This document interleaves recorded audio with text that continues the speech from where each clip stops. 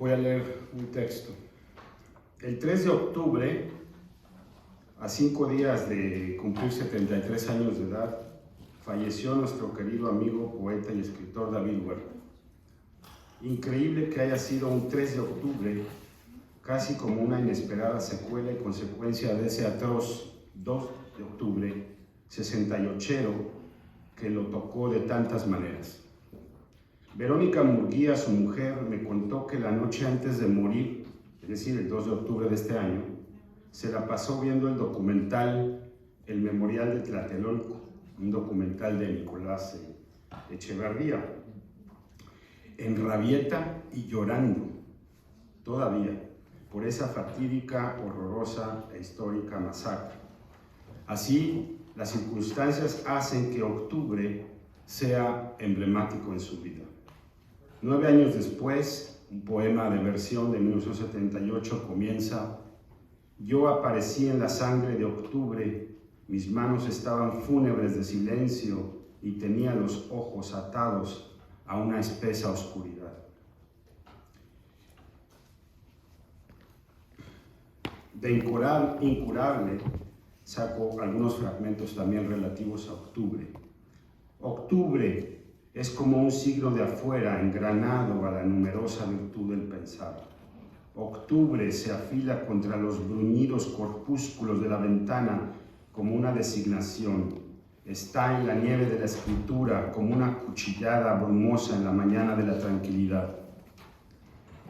El corazón de octubre suena desértico en la escena, convida a la postura filosófica a convertirse en un desorden de nomadismo y ebriedad. El pensamiento brilla en la carne de la mano, las letras pasan por el río de luz que conduce a octubre. Incluso podría pensarse en el comienzo de Incurable como una metáfora, un signo de pérdida, una atmósfera, un paisaje mental que circunda el yo y sus divagaciones.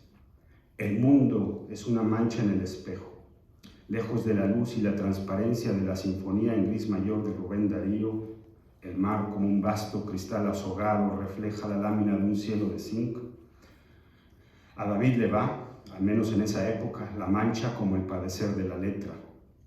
Y Octavio Paz tiene una frase sobre David que dice: David Huerta nunca se curará de la poesía, la gran enfermedad y la gran salud. La mancha en el espejo, la tinta en el blanco del papel, que es también la sangre de los cuerpos de un octubre fijo, inamovible, en la memoria de la persona de carne y hueso y de su persona inventada para la poesía. La mancha en el espejo es el título que escogió para la recopilación de su poesía completa hasta el 2011. La mancha en el espejo es el signo de horror que atestigua lo nebuloso y lo turbio de los aconteceres de este mundo. Vi a David Huerta y lo escuché por primera vez cuando yo estudiaba la licenciatura en Letras Hispánicas a finales de la década de 1970. Bueno, voy a ir pasando algunas fotos que agradezco muchísimo a Verónica Murguía, su mujer. Me mandó fotos y bueno, en tiempo reciente, preparando este texto, Verónica me dijo algunas cosas, hemos estado conversando mucho y bueno, de hecho le dedico este homenaje a Verónica, que bueno, es muy doloroso, de verdad. Ahí tenemos a David con su padre, Efraín Huerta, David de 10 años de edad en ese momento. Y este es David con Marco Antonio Montes de Oca, Marilló, la esposa de Octavio Paz, y Octavio Paz cuando David recibió el premio Diana Moreno Toscano en 1972. Finalmente aquí tengo una foto de David en 1980, que es más o menos cuando lo conocí por primera vez. Decía yo que vi a David cuando yo estudiaba la licenciatura en la NEPA Catlán, ávido de aprender y curioso de conocer a los escritores mexicanos de ese momento. Julieta Campos, a quien también homenajeamos, una gran escritora cubana-mexicana, y Enrique Fierro, otro gran amigo, poeta uruguayo adorable, mis maestros de aquella época, a quienes siempre recuerdo con admiración, me animaron a asistir a un ciclo de lecturas en la librería de la UNAM en la avenida Insurgente Sur, en que se reunía a un poeta joven con uno mayor. En esa ocasión, David leyó con Octavio Paz. Por timidez, no me acerqué a conversar con ellos, pero desde entonces, y quizá motivado por esa experiencia, me convertí en lector, después crítico de poesía. Más tarde, en los años 80, ya estando en Austin, comencé a hablar de David con mis compañeros del doctorado. En esa época sí inicié contactos con mi admirado escritor. Y aquí tenemos a David con Gerardo Denis. Y esta es la foto que aparece en la primera edición de Incurable, una foto de Coral Bracho, ellos muy amigos toda su vida como poetas. Recuerdo que cuando salió Incurable no cabía yo en mi espasmo y admiración. Después de mi mudanza a Nueva York, nos vimos en 1990, los días en que habíamos programado una lectura de Paz en NYU. Paz, por cierto, no acudió al recinto abarrotado por más de 1000 personas porque justo el día anterior había recibido la llamada en que le conferían el premio Nobel, sí, también en octubre. Leyeron entonces José Emilio Pacheco, Homero Arigis y Coral Bracho. Ese año también es la exposición de Mexico Splendors of 30 Centuries en el Museo Metropolitano. Recuerdo una tarde especial en que David vino acompañado de Tito Monterroso y Bárbara Jacobs a mi departamento. Apenas entró, notó mis libros de Tito en la entrada y apuntó: «Mira, acá estás completito», con esa sonrisa no sin dejo de travesura que tenía él. Nunca se me olvidará esa sonrisa de Tito, aunado a su ironía tan fina y el cariño de ese momento delicioso. Poco después, en conversaciones con José Coser y Roberto Echavarren, pensamos que la obra de David sería imprescindible en Medusario, la muestra de poesía barroca que se gestó a principios de los 90 en Nueva York y que aparecería en el Fondo de Cultura en 1996. Roberto y yo organizamos en NYU en abril de 1992.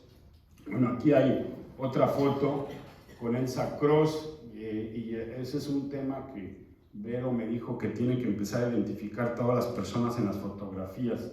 No sabemos quién es el de barbas al lado de Elsa Cross y el otro es Luis Cortés Bargalló. Este es el programa de un encuentro que organizamos que se tituló Caribe Transplatino y Nevado Azteca, la poesía de hoy en la América Hispana, donde leyeron Néstor Perlonger, Coral Bracho, Roberto Echavarren y David. En varios de sus escritos, nuestro escritor enfatizó lo importante que fue su encuentro, en particular el haber conocido a Perlonger, que se moriría por SIDA unos cuantos meses después.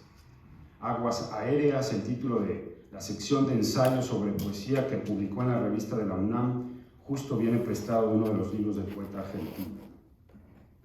Al año siguiente le hice una larga entrevista a David en la Ciudad de México, unos 3 meses antes de que se casara con Verónica Murguía. Se casaron en agosto del 93. El departamento de David estaba localizado en la Colonia del Valle, a la vuelta de la esquina de la casa de Ciudad de México de nuestra querida anfitriona Syracuse. Sí, porque está, ¿cómo se llama la calle donde vivía? Magnolias. Ella vive en Fresas y, bueno, David vivía en Magnolias, después se cambió, a pocas calles del Parque Undina. Ya para esa época noté algunas diferencias con respecto al David que yo conocía y que ustedes vieron en esa foto del 87 de Incurable. Sin el cabello largo, alborotado, tenía la barba corta, arregladita, influencia de Verónica, y las canas ya se le empezaban a notar. De todos modos, para mí, siguió siendo un poeta joven, puesto que yo trabajaba gente mayor que él, como Gonzalo Rojas, Enrique Molina, Olga Orozco o Álvaro Mutis. Las conversaciones continuaron a lo largo de los años, ya sea que yo fuera a México o que David viniera a Estados Unidos. De hecho, fue invitado especial con Coral Bracho en uno de nuestros primeros encuentros de mexicanistas en Irvine, si mal no recuerdo, en 1996 o 1997. Mis entrevistas continuaron, ya sea en Irvine, por email, pero nos dejamos de ver por largas temporadas, y eso es lo jodido de la distancia. Bueno, aquí tienen a David con Raúl Zurita. Todavía no, tengo que pensar en la fecha, más o menos de cuándo es esta foto. Y esta es una foto de 2017, ya en celebración de Incurable, digamos a sus 30 años. En el 2017 me regocijé con el anuncio del premio de la Filey a David. Estuve en el coloquio de Mérida del 2018 y me dije a mí mismo que tenía que verlo más seguido. Su amistad era imperdible. Gracias a la generosidad de Gigi, de la Universidad del Claustro Sor Juana, se publicó El Camaleón y la Esponja, un libro mío sobre él, que incluye una larga entrevista, ensayos, una antología con motivo del premio Phil del 19. Lo presentamos en Guadalajara. David era tan generoso que aunque el libro era sobre él, se puso a hablar de mí. Y aprovecho esto último para destacar la personalidad de David. A pesar de su prestigio como escritor, era una persona nada pretenciosa que se interesaba genuinamente por sus prójimos.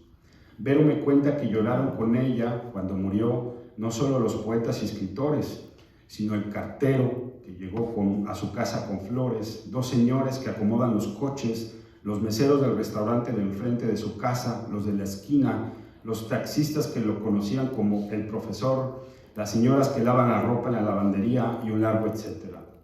Todos lo conocían y lo querían, no como el poeta laureado que era, sino como el señor simpático que se acercaba a platicar. En él se cumplía la ética bíblica de amar al prójimo, en lo que vale cada prójimo por sí mismo, sin prejuicios de ningún tipo. No solo se hacía amigo de la gente, sino que ayudaba económicamente a cualquier persona de su entorno cuando lo necesitaba. Nunca les explicaba que era poeta, ni famoso, ni nada, sino un señor común y corriente. En la intimidad de casa, a él le encantaba repetirle a Vero ese poemínimo de su padre que dice: primero que nada, me complace enormísimamente ser un buen poeta de segunda del tercer mundo.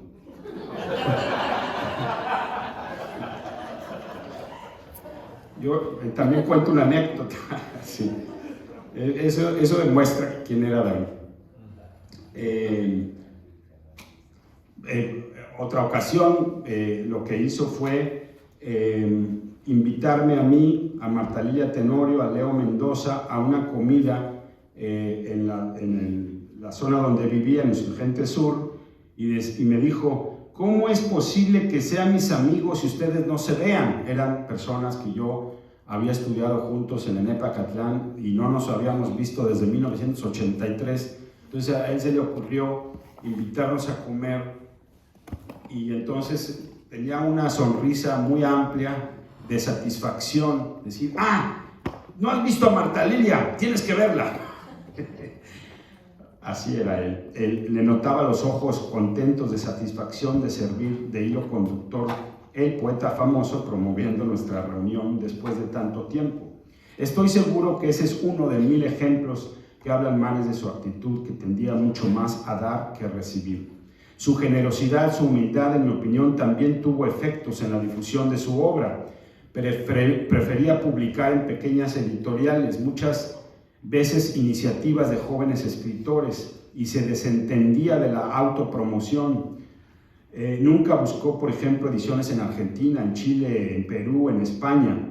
Por eso estaba contentísimo con El Desprendimiento, la antología gorda que se publicó en Galaxia Gutenberg el año pasado.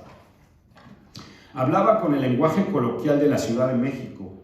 A mí me encantaba platicar con él y que me dijera: mano. Creo que ese vocablo cayó en desuso porque ahora la gente dice güey. Pero oírlo de sus labios me hacía sentirlo muy cerca, realmente como si fuera un hermano. Y no solo esa palabra, sino muchas más que fluían siempre con el tonito de feño. Su voz, que todavía resuena en mis oídos, tan local, se combinaba así con versos que en ocasiones podían ser muy eruditos, lo bajo y lo alto. Por eso yo le decía que nadie le quitaba lo barroco. Me refiero a ese barroquismo que combina lo banal, lo cotidiano, con una erudición y también con el lenguaje elevado aprendido de sus entrañables poetas del siglo de oro. Siempre que enseño poesía comienzo hablando de David. La anécdota la he contado en varias ocasiones, también en el homenaje que se hizo en Bellas Artes con motivo de sus 70 años. Acá la vuelvo a relatar brevemente. En una conversación informal le pregunté a David si conocía a mi amigo, el escritor Humberto Rivas. No pasó ni un segundo y él comentó: oye, qué bonito llamarse así, lleva las 5 vocales. Yo tuve que repasar nombre y apellido mentalmente para comprobar que sí era cierto. Se trataba de una clara demostración del oído tan fino del poeta que tenía yo delante. No le importó realmente quién era Humberto, sino cómo sonaba su nombre y apellido. Desde luego que esto ilustra la importancia de los sonidos para los poetas, y el oído de nuestro escritor es infalible. No así el de los prosistas. Cuando escuchó mi anécdota durante el coloquio de la Filey del 2018, David se apuró a remarcar el haberle dicho a Carlos Fuentes, quien lo miró azorado, que Artemio Cruz, el nombre de su personaje, no solo contenía las 5 vocales, sino además aparecían según el orden alfabético. Así es que, bueno, Fuentes, ¿qué? En vocales y consonantes de su libro El ovillo y la brisa, en el cruce entre ensayo y poesía, hace referencia a las irisadas vocales. Eran para él pequeñas deidades, de veras pequeñas, micrométricas, una porción diminuta de la más infinitesimal, el residuo de un aliento perdido en el tiempo, como lágrimas en la lluvia, como decir ay con un dejo de pavana, como dejarse caer en la arena mojada, como tener en la boca un colibrí transparente y repasar una y otra vez la frescura de la boca, el deslizarse abierto de la saliva, la tersura del paladar con incrustaciones perfumadas, menta, hierbabuena, agua serenada. Ese texto concluye con la alusión a las palabras que contienen las 5 vocales, como educación, Aurelio, murciélago. Acá agrego unas cuantas más: auténtico, persuasivo, bisabuelo, pronunciable, opulencia, nebulosidad, preciosura, vestuario, un larguísimo etcétera, aunque no puedo dejar de mencionar también 2 libros afines a la poética de nuestro homenajeado, Gatuperio y Medusario. De todas esas eufonías, dado que soy comelón, me gusta mucho la del huitlacoche, también conocido como cuitlacoche, que no solo se refiere a ese hongo en las mazorcas del maíz, al deleite del paladar en las quesadillas tan típicas de los mercados, sino también como deformación de cuicacochi, referido a un ave pequeña con plumas de pecho y de vientre amarillas y las demás negras. Quizá por eso, maravillosa y metonímicamente, conjunta el ave, el hongo y el sabor exquisito para el paladar. Cuicacochi, en su etimología náhuatl, viene de cuicatl, cantar, y cochi, noche, oscuridad, sueño, es decir, el que canta de noche. El cuitlacoche reuniría entonces, como en el barroco que va de lo alto a lo bajo, la textura repugnante y gelatinosa del hongo, el sabor exquisito y celestial de las quesadillas y el ave cantora de la noche.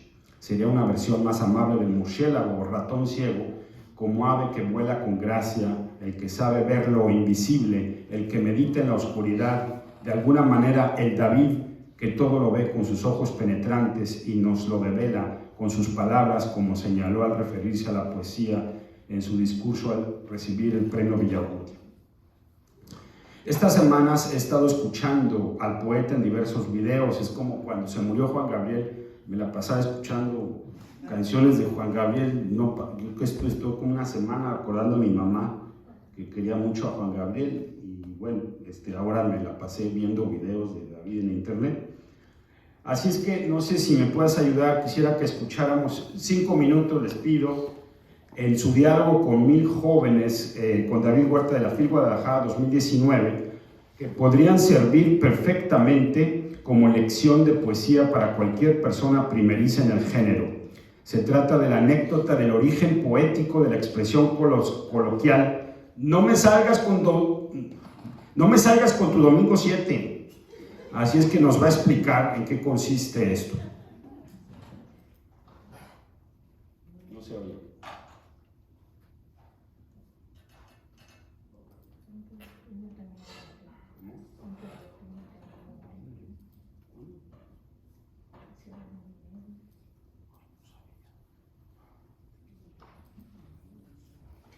Pero otras me parecen francamente poéticas. Las letras de las canciones. Los los juegos de ronda infantiles, fíjense ustedes, voy a contarles algo. Ustedes ya tuvieron suficientes clases, bueno, estamos a media semana. Les voy a contar un cuento, muy chiquito, pero a mí me gusta mucho. Y no nos salimos del tema.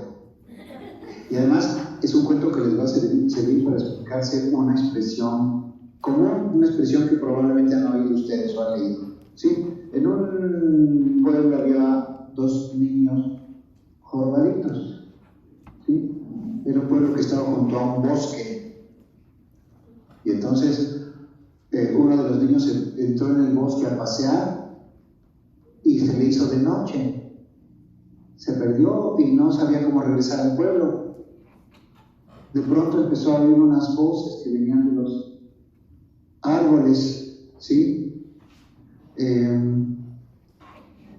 Y le llamaron mucho la atención, ¿sí? Porque esas voces cantaban algo que ella entendía muy bien, decían lunes y martes y miércoles 3, lunes y martes y miércoles 3, lunes y martes y miércoles 3. Entonces le encantó lo que estaba oyendo. Quiere decir que de lunes a miércoles hay 3 días. Y él siguió la idea, pero la siguió con la misma forma que estaba oyendo y que le estaba entrando por los oídos. Y se puso a cantar al unísono y con la misma tonada de esas voces extrañas. Lunes y martes y miércoles 3, jueves y viernes y sábado 6, jueves y viernes y sábado 6. Y entonces aparecieron en las frondas de los árboles los espíritus del bosque, las amadriadas, las ninfas de los bosques. Y le dijeron, eso estuvo muy bien. Y como premio por tu acierto en ese canto, te vamos a quitar la joroba y la vamos a colgar aquí de lado. ¿Sí? El niño regresó a su pueblo sin la joroba y su otro amigo le dijo, ¿pero qué fue lo que pasó? Él le contó esta historia y el otro muchacho esperó a que se hiciera de noche y se metió al bosque. Y oyó cantar a las amadriadas, a las dríadas del bosque. Eso que ya saben ustedes. Lunes y martes y miércoles 3, jueves y viernes y sábado 6. Lunes y martes y miércoles 3, jueves y viernes y sábado 6. Y dijo, esa es mi oportunidad. Y domingo 7 dijo, no.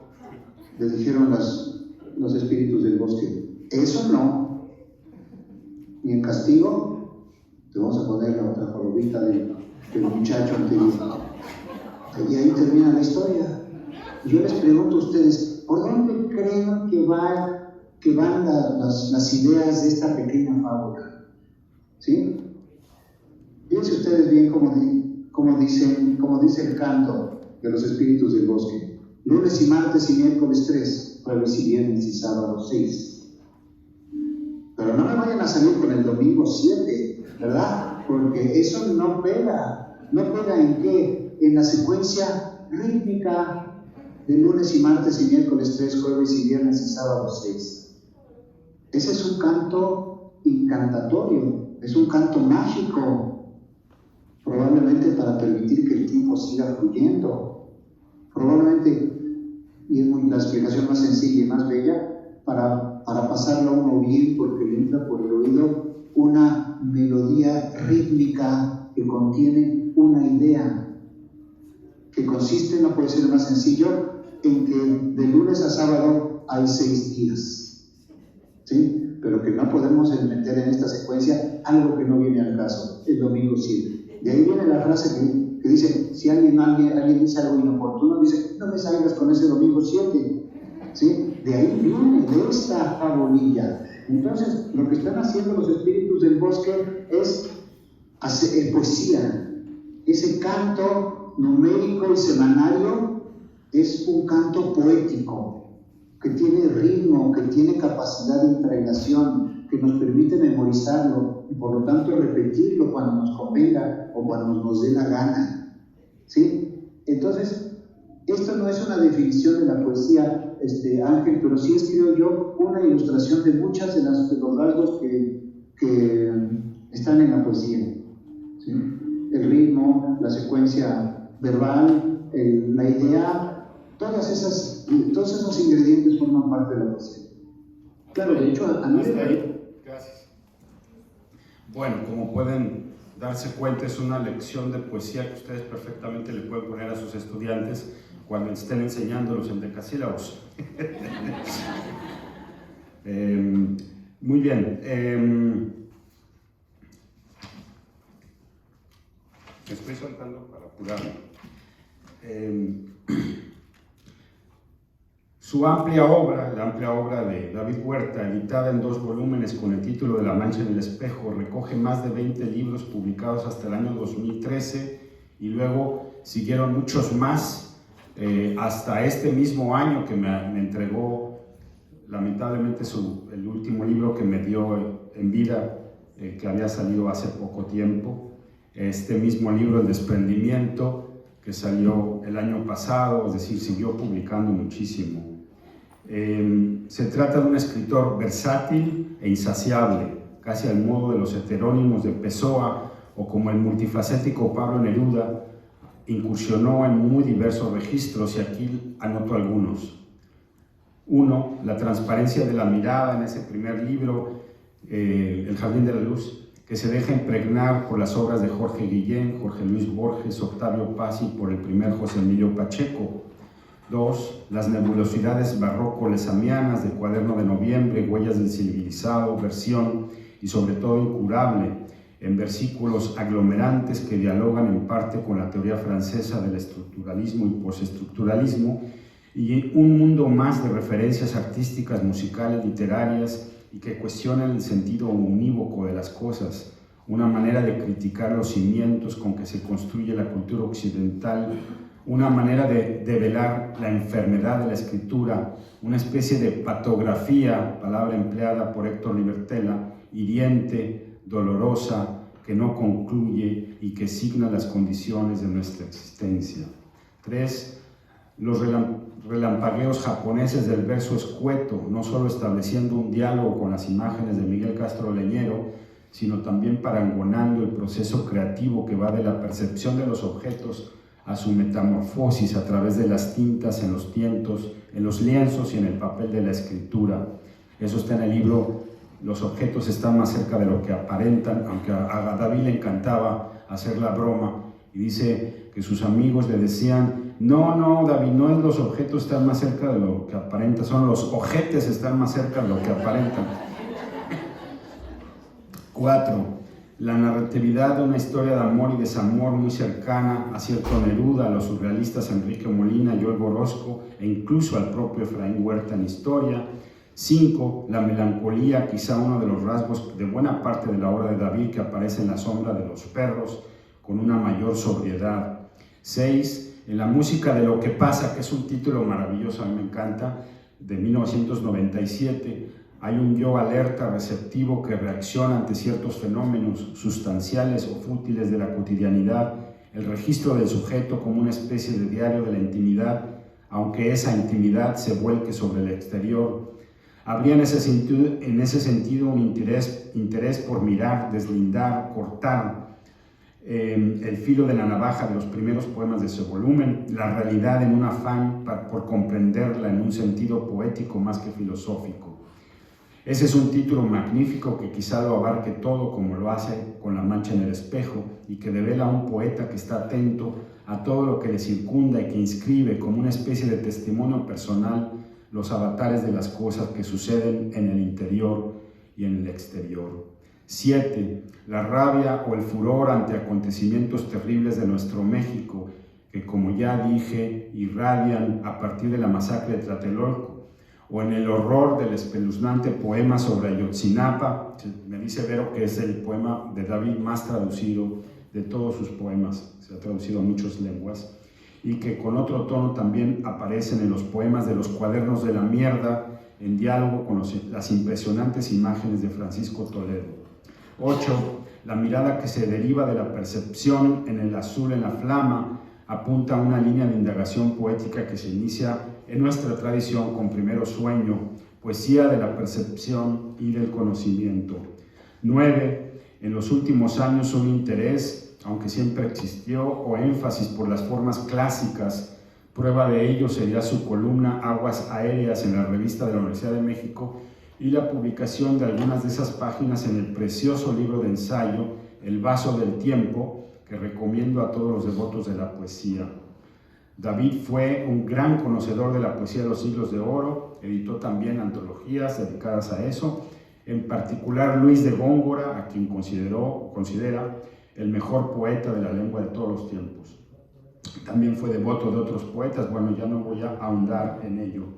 En su vocación que apuesta por la articulación del lenguaje en tanto materia auditiva y visual, sus innumerables hallazgos, sus múltiples registros que se reinventan en cada libro que escribió, su búsqueda incansable y su percepción penetrante y aguda, nos revelan las nebulosidades del mundo, aunque muchas veces sus verdades sean dolorosas. En esa perspicacia, en esa multiplicidad de voces y repertorios, David Huerta fue, sin duda, uno de los escritores más elocuentes, más agudos, más versátiles que ha tenido el México contemporáneo. El año pasado se publicó esta antología de Galaxia Gutenberg titulada El desprendimiento.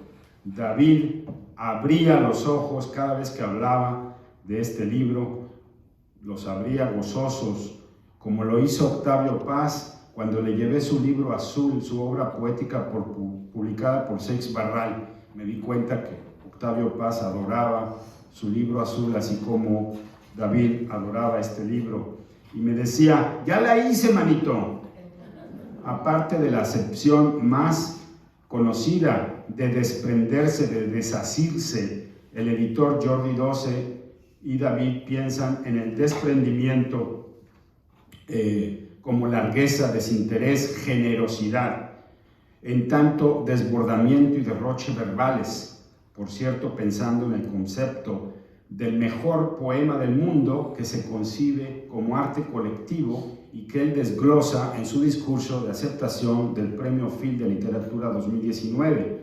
También David reflexiona en matiz de desprendimiento en la condición del poema, y voy a leer simplemente una cita de David que encontré hace media hora, que dice: veo en este poema un matiz de desprendimiento, un acto raigal de sublevación y lejanía, tal es su paradoja. Al separarse, al desprenderse, al dejar de ser fijación y sedentarismo, adquiere con plenitud su ser poema, su vuelo hecho de palabras y ortografía, sintaxis y cláusulas, pies y tesis, esmalte de sílabas y perfiles grecolatinos de largura y de brevedad ilusorias, pero queda en su centro móvil un aire, un aroma de cosa plantada, de organismo que se ha arrancado y en el arrancarse posee su cuerpo y lo despliega, lo ofrece a quienes lo leen. A eso llamo matiz de desprendimiento.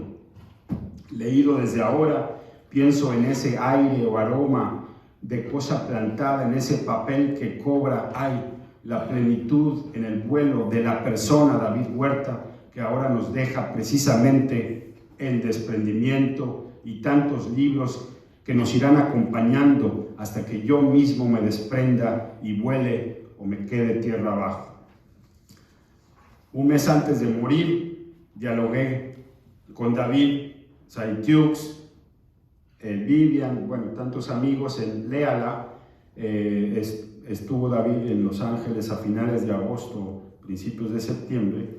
Luego lo invité a comer a mi casa y, cosa extraña, no lo suelo hacer, es que me fui de mi casa a Los Ángeles para irlo a recoger y de Los Ángeles de regreso a mi casa, que es como 2 horas de viaje, pero me salió del alma porque dije, nunca viene David a Los Ángeles, tengo que ir por él. Fue la última vez que lo vi, fue una tarde deliciosa y David comía, sí, es que tengo que mostrar esta foto, y David comía jalabá de postre. Bueno, para los que no conozcan, es como, ¿cómo lo describo jalabá? ¿Quién me ayuda? Es ajonjolí molido, es muy dulce, es riquísimo. Bueno, si no lo han comido en su vida, no se lo pierdan. Yo no sabía, David estaba comiendo el jalabá después de toda la comida y yo no sabía que él era diabético. Él ya padecía, me dijo que se había sentido mal la noche anterior, y hoy me siento tan raro de que estuviera comiendo jalabá delante de mí y que yo estuviera contribuyendo a su muerte.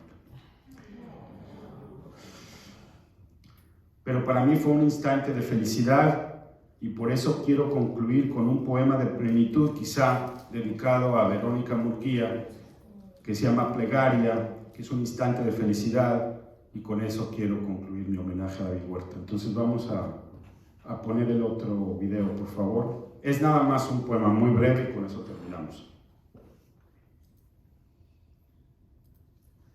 Y esto es durante la presentación del desprendimiento. Por cierto, nada más una nota, David no viajó a España para presentar este libro, no entiendo por qué, y nunca llegó a ir a Córdoba a ver la tumba de Luis de Góngora. Así es que cosas extrañas de la vida. Este poema se llama Plegaria. Señor, salva este momento. Nada tiene de prodigio o milagro como no sea una sospecha de inmortalidad, un aliento de salvación. Se parece a tantos otros momentos, pero está aquí entre nosotros y crece como una luz amarilla de sol y de encendidos limones, y sabe amar a manos amadas. Huele como una calle de París donde fuimos felices. Sálvalo en la memoria o rescátalo para la luz que declina sobre esta página, aunque apenas la toque. Gracias.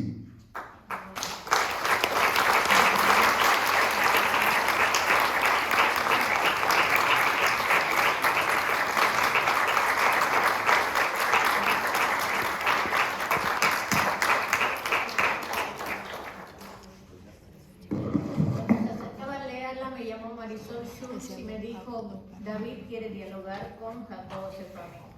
Y le dije, llámale, está en Mirror. Entonces fue así, fueron días muy intensos con David y con Verónica. Me dijo Benito Taibo, que es el lunes 3 de octubre. David no se sentía bien, pero no se sentía tan mal. Entonces ella baja al auto y cuando vuelve a subir, pues él había muerto.